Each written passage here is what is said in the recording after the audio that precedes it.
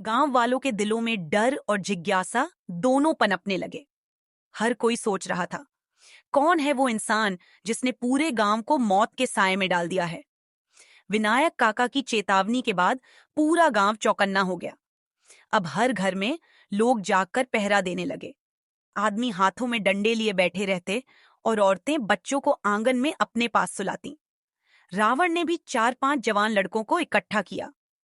अगर हमें सच्चाई जाननी है तो हमें चोरी होते हुए देखना होगा, तभी असली गुनहगार सामने आएगा। सबकी नजरें अब गांव के हर कोने पर थीं, लेकिन खासकर रजनी के घर की ओर, क्योंकि धीरे धीरे लोग उसी पर शक करने लगे थे। वह अकेली रहती थी और अक्सर रात को जंगल की ओर जाती दिखती थी। 3 रात तक सब जागते रहे, मगर कुछ नहीं हुआ। चौथी रात को अचानक घटना घटी। गांव के बीचों बीच बने मिश्रा काका के घर से अचानक गहरी आवाजें आने लगीं।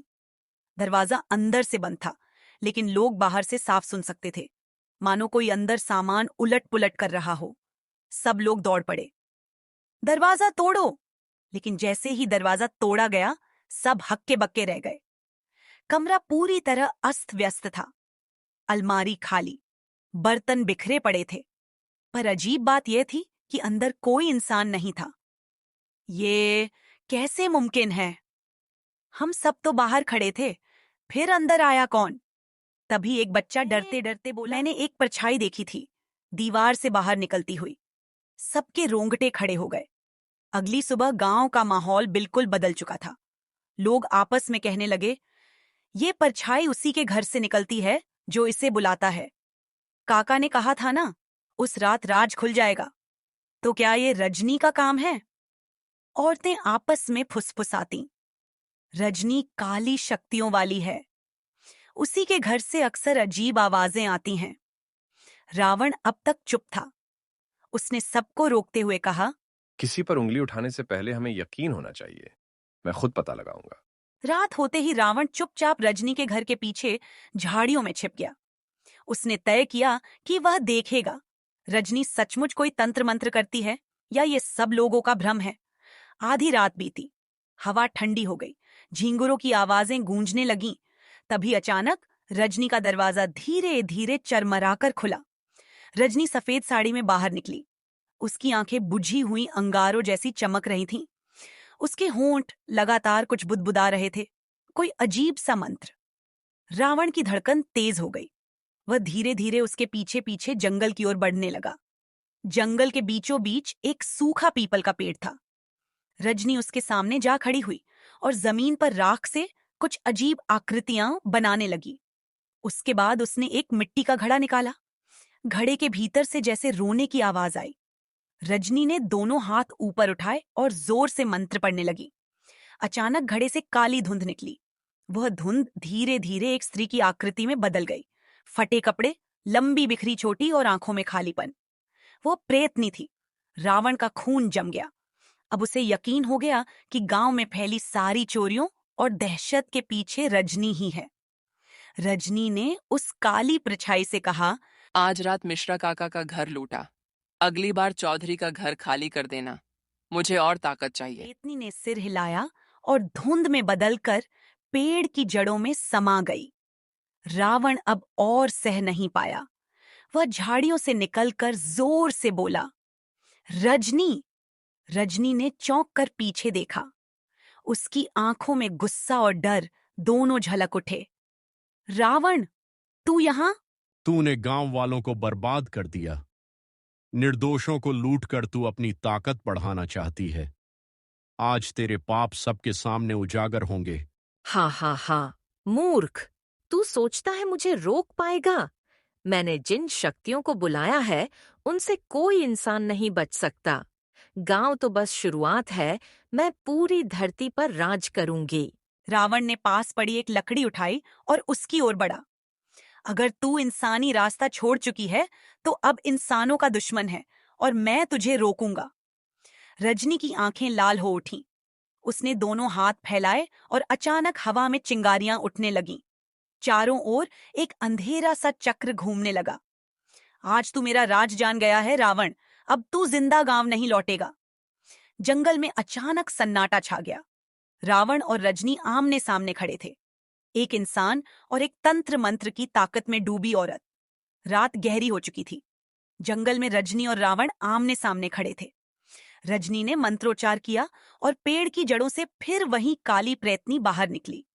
उसकी आंखें अंगारे सी चमक रही थीं और उसके मुंह से कराह जैसी आवाजें निकल रही थीं। जंगल की हवा अचानक ठंडी हो गई। झाड़ियां अपने आप हिलने लगीं। उल्लुओं की आवाज डरावनी हो उठी।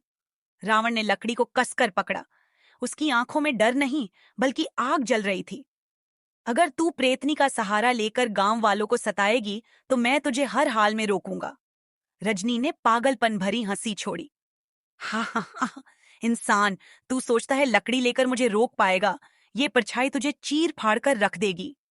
रजनी ने हाथ उठाया और आदेश दिया, जा, पूरे गांव को निगल जा, किसी को मत छोड़ना। प्रेतनी चीखते हुए हवा में उड़ गई और गांव की ओर बढ़ गई। उसकी परछाई इतनी लंबी हो गई कि जैसे आसमान को छू रही हो। गांव में लोग अभी सो ही रहे थे कि अचानक कुत्ते जोर जोर से भौंकने लगे। गायें बाड़े में उछलने लगीं। दरवाजों पर खुद ब खुद खटखट होने लगी। बच्चे चीखते हुए माँ बाप से लिपट गए। औरतें रोने लगीं। हे भगवान, ये क्या हो रहा है? कहीं वही प्रेतनी तो नहीं? रावण गांव की ओर दौड़ा। उसने देखा कि प्रेतनी ने चौधरी के घर की दीवार पार कर ली है और अंदर से बर्तन डिब्बे उड़ते उड़ते बाहर गिर रहे हैं। चौधरी और उसकी बीवी डर के मारे जमीन पर गिरकर भगवान का नाम ले रहे थे। रावण ने जोर से चिल्लाकर कहा, रुक जा दुष्ट परछाई, तेरा सामना अब मुझसे है। प्रेतनी ने पलटकर उसकी ओर देखा। उसकी आंखों में गहराई इतनी भयानक थी कि जैसे कोई खाई इंसान को निगल लेगी। वह हवा में उड़ती हुई रावण के सामने आ गई। उसके चेहरे से सड़ांध और खून की गंध उठ रही थी। प्रेतनी ने पंजे जैसे हाथ फैलाए और रावण पर झपट्टी। रावण ने लकड़ी को तलवार की तरह घुमाया। धड़ाम! लकड़ी उसके हाथ से टकराई तो चिंगारियां निकलीं। प्रेतनी चीख उठी और पीछे हट गई। गांव वाले दूर से ये मंजर देख रहे थे। वे हैरान थे। रावण सच में उससे लड़ रहा है। लेकिन रजनी भी पीछे नहीं थी। वह जंगल से निकलकर गांव में आई और मंत्र पढ़ने लगी। हर मंत्र के साथ प्रेतनी और शक्तिशाली हो रही थी। गांव की गलियों में बर्तन खुद ब खुद उड़ने लगे। खिड़कियां अपने आप टूट गईं। लालटेनें बुझ गईं और चारों ओर अंधेरा छा गया। औरतें बच्चों को गोद में लेकर भाग रही थीं। मर्द डर के मारे एक जगह जमा हो गए, पर किसी की हिम्मत नहीं हो रही थी आगे आने की। ये तो काला जादू है। हम इसका क्या करेंगे? हम तो बस मर ही जाएंगे। लेकिन रावण ने सबको पुकारा, डरो मत, ये ताकत इंसानों से बड़ी जरूर है, पर अजेय नहीं। अगर हम सब मिल जाएं तो इसे हरा सकते हैं। रजनी अब गांव के चौपाल पर खड़ी हो गई। उसकी आंखों में पागलपन था। सुन लो सब, मैं रजनी हूं। अब मैं इस गांव की मालकिन हूं। जो चाहेगा वही मिलेगा। जो विरोध करेगा उसकी जान ले ली जाएगी। तुम सब मेरी छाया में रहोगे और तुम्हारा धन मेरी प्रेतनी लाकर मुझे देगा। गांव वालों पर सन्नाटा छा गया। हर किसी को लगा जैसे मौत सामने खड़ी हो। रावण ने आगे बढ़कर कहा, रजनी, तू भूल गई कि बुराई कितनी भी बड़ी क्यों ना हो, उसे हराने के लिए एक सच्चे इंसान की ताकत काफी होती है। मैं तेरी छाया को मिटाकर रहूंगा। रजनी गर्जी, तो रावण, देखती हूं तेरी इंसानियत मेरी काली शक्तियों के आगे कितनी टिकती है। उसने दोनों हाथ आसमान की ओर फैलाए। आकाश में बादल घिर आए। बिजलियां चमकने लगीं और प्रेतनी ने एक भयानक चीख के साथ रावण पर हमला कर दिया। रावण ने अपनी पूरी ताकत लगाई। लकड़ी के हर वार से चिंगारियां निकलतीं और प्रेतनी कराह उठतीं, पर हर बार वह और भयानक होकर लौटती। गांव वाले सांस रोके देख रहे थे। ये जंग अब इंसान और परछाई की नहीं, बल्कि अच्छाई और बुराई की थी। रात की काली छतरी के नीचे सुरजनगढ़ गांव में एक ऐसी लड़ाई शुरू हो चुकी थी जो तय करती कि आने वाले दिनों में गांव वाले डर की छाया में जिएंगे या आजादी की हवा में सांस लेंगे।